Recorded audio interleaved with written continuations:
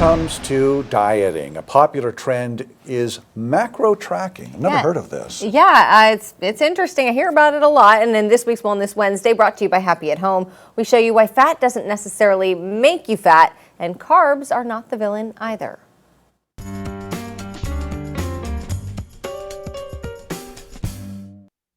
What exactly is a macro versus a micronutrient, right? Right. So everybody's like heard of calories. You know, we all understand food equals calories. Yeah. So macros are kind of the second tier off of calories in just how we separate and categorize what foods are. There are 3 macronutrients: proteins, carbohydrates, and fats, the big stuff. They're made up of micronutrients, which indicate the quality of your macros. That's kind of where your vitamins come in, right? Okay. So electrolytes, stuff like that. So how much do you need of each?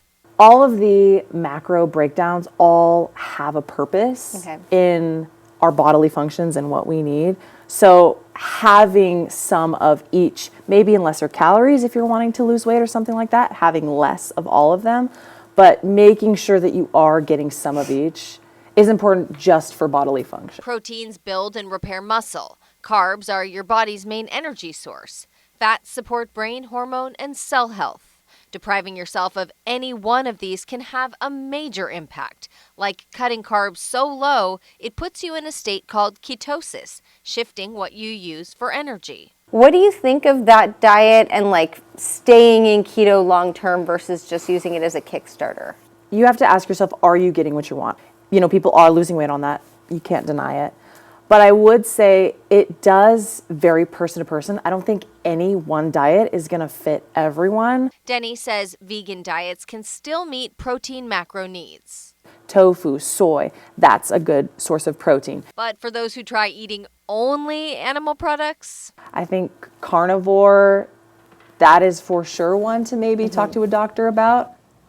That's the key takeaway. She says, you know, you've got to talk to a doctor or a dietitian for your own specific needs. Yeah. Everybody's so different. I've been vegetarian, vegan, pretty much my whole life, and I feel good, but that wouldn't work for a lot of people. No, it definitely wouldn't work for me. No. It's just a lot of work, and it's easy to fall off track. And some people might feel like weak or low energy if they had less animal protein. That's some good information there. Yeah, interesting.